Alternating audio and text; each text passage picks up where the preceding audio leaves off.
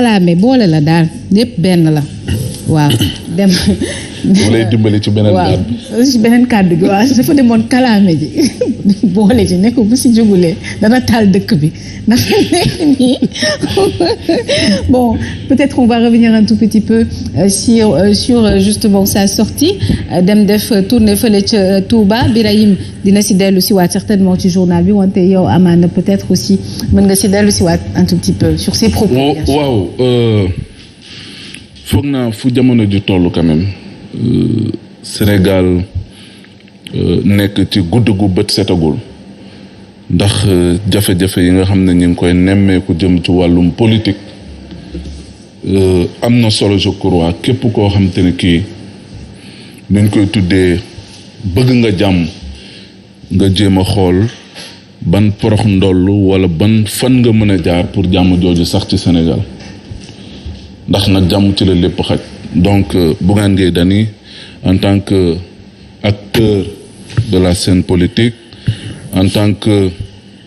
leader d'une grande coalition bu mu tuddee gëm sa bopp je crois yoon la quand même au-delà de ces sommités yi nga xam te ne nii tey yëkkati nañ seeni kàddu wax bokk na ci li nga xam ne mooy ndëgërlaayu Sénégal mu di kilifa diine yi nga xam ne ñoom ñoo fi nekk. Donc dem seeti ji Serigne Mountakha Bassirou Mbacké mi Serigne Touba ci suuf waxtaan ak moom xamal ko mbir yi fu mu toll xaj na moom information yi nga xam te ne nii am na ko à sa possession xaj na ne que peut-être entourage Serigne bi duñ ko maîtriser noonu wala duñu jàpp tey jii nii fi nga xam te ne nii yëf yi toll na fa. Donc moom mi nga xam ne mi ngi ci biir bu fa demee waxtaan ak moom. pour mu jéem a xool nu ñu mënee génnee Sénégal ci guute gi nga xam ne fa lay waaj a dugg donc loolu foog naa lu am solo la. moom Serigne Mountakha Bassirou xaj na ne di bàyyi na ko xel te tamit dina jéem ut def ci ay jéego de telle sorte que quand même jàmm ji nga xam ne ba léegi mi ngi am Sénégal jàmm jooju ñu mën ko préserver mu mën a continuer. am nañ ci njortu gu rafet ne dina woo. ki nga xam ne mooy njiiti réew mi d'abord di président Macky Sall pour waxtaan ak moom gën a delloosiwaat xelam gën a waxtaan ak moom gën ko gindi ci jafe-jafe yi nga xam ne tey mi ngi taxaw pour Sénégal mën a dugg ci lu tuuti rek ci ab guutam mais également waxtaan ak opposition bi nga xam ne Bougane Gueye Dany fa la bokk donc loolu am na solo quand même suñu guide religieux yi ñu mën a taxaw pour mën a sauver Sénégal ci jafe-jafe ji nga xam te ne nii jamono ji mi ngi ci. aywa Birahim Diadji Touré peut-être revenir sur initiative bi nga xamante ni kii di waa Gëm sa bopp ak waa Jàmmi Gox yi teg nañ ko ak entre autres justement parti teg nañ ko mu di penco ban xalaat nga ci am. waaw xam nga dafa am loo xam ne ci réewum Sénégal la bokk di suñu cosaan gis nga fu coow di am ci gox mag yi dañ daan toog dajale njaboot yëpp toog ci digg penc bi waxtaane ko xool lan mooy solution yàlla wërsëgal ñu am ay kilifa diine yoo xamee ni seen kàddu dañ koy déglu seen xalaat dañ koy taataan également bu amee ay hommes politiques ñoo xamee ni ñoom dañoo jàpp ni fi ñu jëm baaxul avant ngay internationaliser le combat comme ils ont l'habitude de dire dañuy internationaliser le combat dañuy dem Union africaine dañuy dem Nations unies dañuy dem feneen ak feneen mais ñun ñi ñu yore di ay kilifa diine muy ca Touba muy ca Tivaouane muy ca Ndiassane muy ca Kaolack muy ca fu mu mën a doon ñoom seen kàddu moom la nit ñi di gën a déglu que kàddu yi nga xamee ni wala ay loo xamee ni dafay tukkee ci international ndax tey ñu ngi naan France wax na ci ñenn ku ci mel ni premier secrétaire bu parti socialiste bu France wax na ci coow yi nga xamee ne am na ci réewum Sénégal fan yee passé parlement bu CEDEAO wax na ci di artu Union africaine wala ay yenn ci ay institutions internationales di ci àddu mais ki nga xamee ni moom la nit ñi di gën a mën a déglu ndax ay kàddoom loolu suñu cosaan la bokk muy suñuy xalif généraux yi muy kër diine yi ci jullit yi comme ci catholique yi bu ñu defee boobu les démarches ba pare ce que j'ai compris c'est que duñu yem ci dem ci xalif généraux yi waaye dinañu del tamit dox tànku jàmm dem ci acteurs politiques yi ñoom seen bopp muy pouvoir muy opposition pour ne leen attention fii ñu jëm baaxul dañuy boole nga ko tuddee boole lañ ko mën a wooyee dem pour vilipender ki nga xam ne moom mooy Macky Sall ak nguuram mais nag attention Sëñ Mountakha Mbacké Bachir comme kilifa diine yi fi nekk yëpp du ñu ay nitu benn nopp dañ la déglu parce que dañoo njaboote ñëpp lañ njaboote tey da nga gis ci yoonu murit ku bokk APR ku bokk Parti démocratique sénégalais ku bokk Gëm sa bopp ku bokk ci différentes sensibilités politiques yi nekk ci réew mi moom mi nga day tëddee ñaaxaanaay nuñ koy waxee nga dem Tivaouane même chose nga dem Kaolack même chose seen rôle ñoom mooy fexe stabilité paix sociale am ku ñu war a waxal ñu ngi koy wax ak ñoom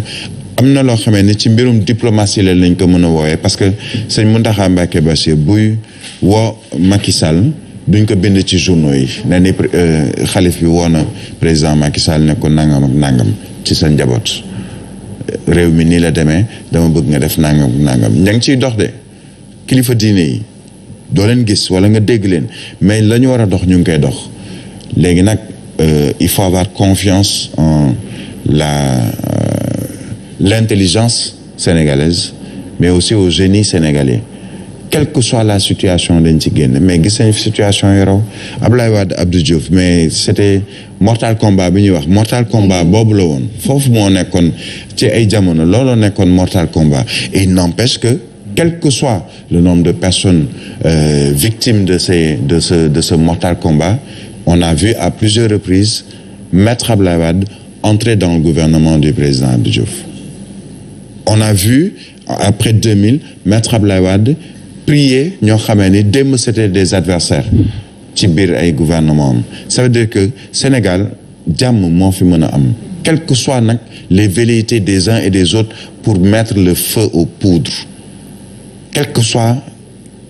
fitna bi nga xam ne am nañu ko bëgg a yee ci réew mi coole bari rek yëpp dafay wàccaat ndax lan suñu kilifa yooyu ñu yore et je pense que c'est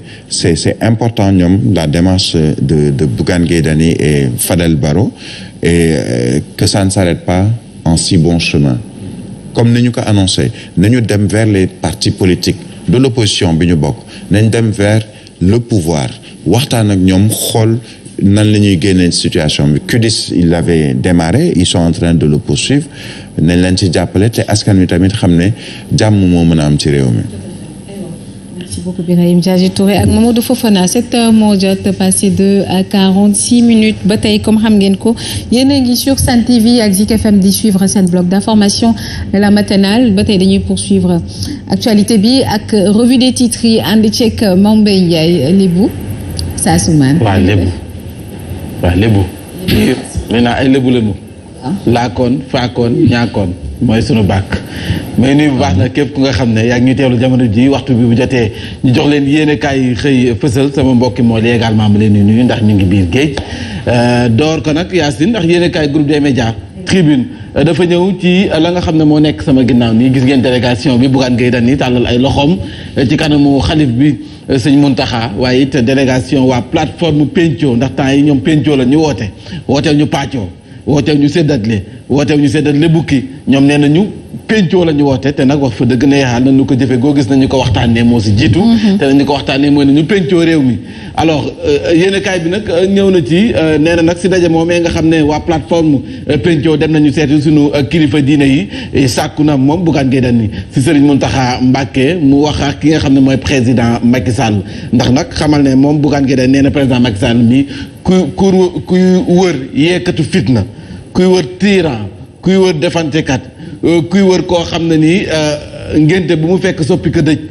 bi yeboo boo gisee président Macky Sall jàppal Bougane Gueye Dany mooy wax du samay kàddu ci yéene kaay tribune bi nee na moom nag sàkku na ci Serigne Mountakha Mbacké xalifa général kulli murid mu def ci ay jéego ndax président Macky Sall mi faaw ñu wax ak moom Fadel Barro nee na al Mountakha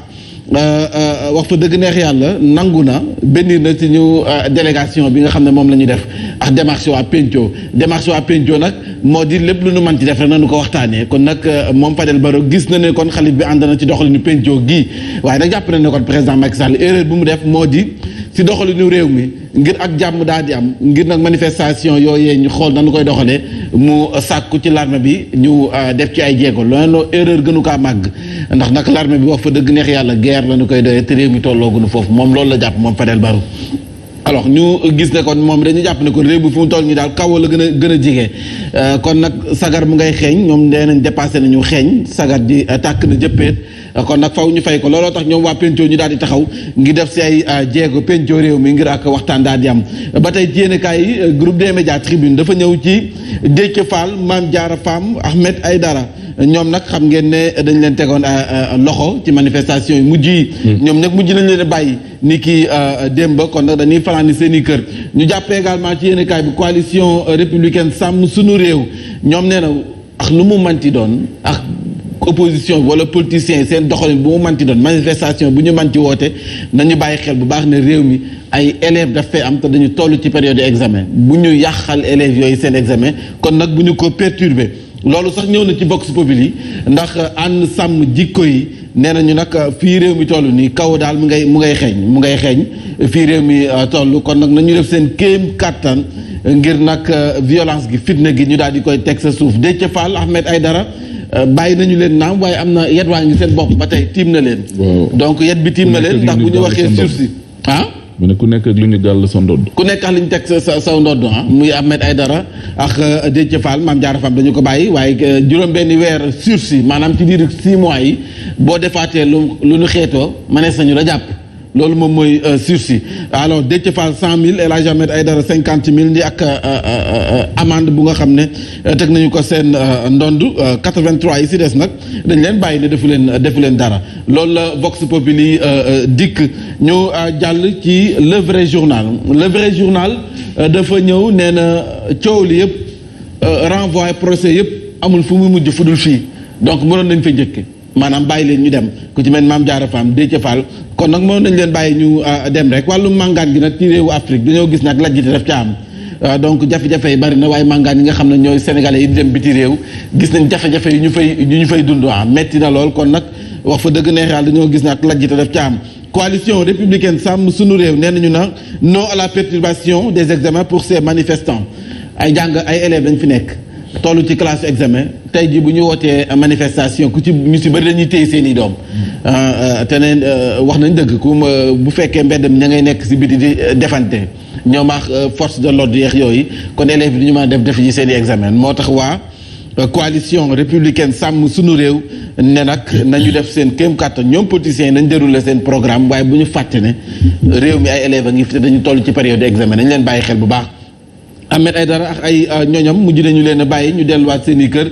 loolu nag yéenekaay bi dikk na si di le vrai journal ñu jàll ci le témoin benn navire accident maritime ca Gambie benn navire chinois mënees nañu wax ne moom moo dal ci kaw benn gaaluk Sénégal ni ñu koy faral di defee parce que ñoom bateau yi dañuy dem sa biir géej gaal bu ñu fa mën a fekk mënees nañu jaar sa kaw te loolu moo amati si suñuy waax ñett ñoo si ñàkk seen bakkeen am na si ñaar ñu nga xam ne ay rescapé lañu donc nappkat yi saa su ne yàgg nañu ko jàmbat Sud Quotidien dafa ñëw ci Dame Justice fu mu nekk ni calmer le jeu bi Balater la woote fu mu nekk ni jënd na glace na nooy la woote fu mu nekk nii ndax nag ñëpp sàkk woon nañu ku ci mel ni Khalifa Tidiane yi Serigne Babacar Sy Mansour sàkk woon na ci naam yoon wala sax président Macky Sall bu waree jël décision na jël décision waaye nag ñoom ñëpp xalif yi suñu xalif généraux yi sàkkoon nañu ñu bàyyi ñi nga xam ne ñoom la ñu téye ndax loolu dina bokk ci lii nga xam ne mooy andi jàmm dafa mel ni dégg nañu leen ndax El Hadj Ahmed Aïdara bàyyi nañ ko donte am na condamnation 1 mois de prison sursis waaye parquet bi nag moom it 1 an ferme contre Déthié Fall la sàkk woon waaye mujjuta antu député Mame Diarra Fam nag Amadou Ba bu Pastef ñoom ñëpp ñu si des jàpp leen ne dañ leen mujjee bàyyi ñu delluwaat seen i kër loolu moom la mujjantaloo ñu ñëw ci Source A ak néew ba nga xam ne moom moo lakkoon ba jeex waajooju nga xam ne si événement bi Colobane si wetu matelas yi mu lakk ba kenn daanaka daal maari day daan ba léegi nag néew ba mi ngi si l'hôpital Le Dantec dafa am ay bokkam du ñàkk dañ ne autorisation d'inhumation bi dañ ko délivrer ci lu yàggul dara procureur dina ko délivrer te nag nee nañ duñ def benn tour xëy na nag amul benn mbokk bi signalé wu ci li nga xam ne moom mooy ci néew ba le Sénégal deuxième derrière le Cap-Vert laaj ma lu Sénégal jël deuxième si ginnaaw Cap-Vert mooy réew yi nga xam ne fa lépp lu ñu teg drogue la ñu jàpp drogue mbaa drogue seex parce que nag réew mi 1 2 3 ñu ne saisi bu dul jeex drogue bi plaque tournante la certes mais nag drogue bi niñ koy te nee nañ Casamance ba drogue ba de nee nañ béykat yi drogue yi fu mu nekk nii ñu si bëri si rebelle yi la daw nañu drogue ba manqué yamba ji manqué na donc si makaale bi manqué na donc ñu ñëw ci le soleil dafa ñëw ci président Macky Sall ak nag sommet G7 bi nga xam ne ma nga fa nee nañ ko nag na ca profité waxtaan ak sunu njiitu réew ya nga xam ne ñooy waa biti réew ndax nag màngaan gi ni mu nekkee ni situation bi doy na waa sénégalais ya fa nekk wala africain ya fa nekk comme te moom mooy président de l'Union africaine donc na waxaa ñoom ndax nag immigration bi réalité la lu mu nekk la waaye nag fitna gañ leen di teg foofu ak lu ñu fay dund moom en tant que président de l'Union africaine warees na ci mën a wax nag ndax nag dañ fa dem ki daat doole rek ni nasaraan si di ñëwee Sénégal di fi liggéey réew mi quotidien dafa ñëw ci manifestation du 17 juin mu mel ni kon Ahmed Aïdara gannaaw ba ñu ko bàyyee parce que na soldat ay comptam defe naa dafa woote janox taskatu xibaar yi tey jii moom El Hadji Ahmed Aïdara Déthié Fall jot nañu ko condamné donte bàyyi nañu ko moom it mu génn nga sa des ñoom Mame Diarra Fam l'honorable député Mame Diarra Fam moom noppi woon na ba pare moom ba létti kasoom parce que nee na foofu noppalukaay la parce que bu génnee nii wax fa dëgg neex yàlla askan wi dañu koy sam tabaski ji enveloppe yi war nañu ko séddale donc foofu ñooñu politiciens foofu noppalukaay la woon sa ñoom parce que kenn du fa ñëw naan leen soble si manqué rek jox ma njëgu xar yàlla tere kenn ñaanu ko moom ma nga woon ca jàmm waaw donte kaso hôtel à 0 étoile la kenn ñaanu ko yàlla ñoom ak noppalu ko woon la ñoom si politiciens yi alors le quotidien dafa ñëw ci procès yu membre Yewwi Askan Wi sursis en marche kon nag El Hadji Ahmed Aïdara ak Déthié Fall dañu nekk ci sursis donc loolu faw ñu xam ko ñëw nañ ci massacre d'émigrés sa Melilla mu mel ni bëri na ci ñu nga xam ne nii nañ leen def jéggi na dayo gis ngeen vidéo yi ni muy circuler ni ñu leen doon def ñoom africains yi foofee sa Espagne donc ndajam G7 bi bëgg nañ ci président Macky Sall mu daal si profito waxaax gaañi ndax nag wax fa dëgg neex yàlla li ñu fay dund metti na trop l'observateur dafa ñëw ci waxtaan bu mag bu nga xam ne sekk na ko wax Amadou Ba ñu bëri ne aatuma réeroon feeñ na ci l'observateur ndax Amadou Ba à un moment donné kenn déggatu ko woon fenn donc ñu ne aatuma réeroon feeñ na ci l'observateur Amadou Ba dikk na ci manifestation opposition bi Amadou Ba wax na sa ñàkk seen bakken Amadou Ba wax na xalaatam ci législative yi ci Benno Bokk Yaakaar mais également def na bilan wu régime bu président Macky Sall moom Amadou Ba digganteem ak président Macky Sall dikkaat na ca Ahmed Aïdara Déthié Fall Mame Diarra Fam ñoom nag ak ñi nga xam ne ñoom la ñu tegandool loxo bàyyi nañu leen démb procès bi guddoon na lool waaye nag mujj nañu leen a bàyyi benn étudiant bu Pastef nee na juróom-ñetti jam-jam la ñu ko jam si université ba moom j'ai reçu 8 coups de couteau juróom-benn si tànk bi benn ci loxo droite bi yi si des nag ci mbagg mi loolu moom nee na ce qui me lie au DG du COUD Maguette Sène en tout cas moom Mohamed Thiam 23 ans la confidence la def jëm ci moom étudiant Pastef la paak yi nga xam ne jot nañu ko jam foofu neen gannaaw bañ doon woote seen ndajam tëggum bool ba ñu jàll ci li nga xam ne moom mooy Thiaroye-sur-Mer libération daf ñëw benn gamine la nee nañu 14 ans la am 14 ans moom doonatul gamine ñu transformé qu'en esclave sexuel dans sa propre famille donc ñoom ca kër ga mu dëkk fa mu dëkk a njabootam ñoo ko jël def ko esclave sexuel lu ñu ci jublu violé nañ ko à maintes reprises par son ñu def 3 points d'histoire nee nañ père âgé de 65 ans et son cousin donc xale bi inceste la doon dund 14 ans la am ku violé beau-père wala grand-père son ñu def après def dinañ ci ñëwaat parce que loolu il faut ñu dugg si. kër yaa ngi toj. non nëppal gi si biir kër yi il faut qu'on arrête. wax fa dëgg gis nga nee na mon père me faisait regarder des films pornographiques en présence de ma mère. Il a couché avec moi à 2 reprises. présence de ma mère. waaw nee na moom baayam ndaw si loolu sa Thiaroye-sur-Mer la xale bi 14 ans la am nee na baayam ci boppam da doon teg film porno moom ak yaayam ñu toog di ko seetaan te séq ndax moom ñaari yoon inceste loolu mooy inceste donc jamono ji dañuy gis yu nga xam ne wax fa dëgg neex yàlla dafa jéggi dayo moom nag ni mu ko doon dundee xam nga famille yi comme Yacine bi mu wax nëppal bi moo yàq famille yi nëppal. gaa ñi tamit dañoo feebar de dañoo feebar di dox nii de. dañu foog ne dof yi ñu ngi ci santé yi. mais lan nga mënul oui lan nga mënul comprendre. c'est-à-dire que bu nit ki defee ñaawteefam nga njëkk ko dénoncé dootul amaat opportunité. waaye tamit am soxna de di yegg ci sa doom. après sa doom sa jabar nekk nii si wet gi sa doom nekk nii ngay teg film am na suñu wax yow xam nga yow déjà film bu commencé daw sax mu wër na yenn scène mi ngi ñëw nee nga sa doom jógal wala nga zappé pour bañ sa doom gis ko mais nga ne noonu da ngay forcer sa doom muy seetaan film porno. kër googu de. interdit au moins de 18 ans la wala dañuy def ci buntu bi interdit au moins de 18 ans jeexalee direct news ak verdict d'apaisement donc noonu la ñu ko jàppee gis nañu verdict d'apaisement la ndax tax na ñu bëri àndaaxub dal ndax amaana bu ñu leen fa téyewoon tey ji leneen mën na sa juddu alors bés également si la ñëw Yewwi en sursis ndax nag ñoom ñu ngi waajal manifestation ñoo ko wax neen ëllëg lu mu ci manti doon Déthié Fall Mame Diarra Fam El Hadji Ahmed Aïdara bàyyi nañu leen Guy Marius Sagna tey jii lay jàkkaarloo àttekat bi donc ànd sàmm jikko yi ñu ngi invité waaye Yewwi Askan Wi ñu bàyyi seen manifestation bu ñu wootee ëllëg ñaar fukk fan ak juróom-ñeent donc nee nañu ñoom le 29 dañuy amal seen manifestation waa sàmm jikko yi nee nañ leen ngir yàlla seen manifestation boobee teg leen ko ci suuf waa ànd sàmm réew mi nag ñoom nee nañu réew mi xale yi dañuy jàng nañ leen bàyyi xel ndax examen dafa am. non justement xale yi dañuy jàng waaye on me fait savoir que 6 en tout cas élèves dont 5 garçons ak une fille ont perdu justement la vie fële ca Lac Rose démb. dañoo demoon justement dañoo demoon xam naa rek sorti boo demee waa demoon xam naa dañuy def bu examen di waaj a jot dañuy dem féexal seen bopp. voilà quoi qu'il en soit dinañ si dellu si waat ak suñu correspondant Cheikh Ahmed Tidiane Seck moom mi ñu teewal côté boobu certainement. donc plus de vigilance ci xale yi s'il vous plaît très chers parents. ci bàyyi xel. aywa.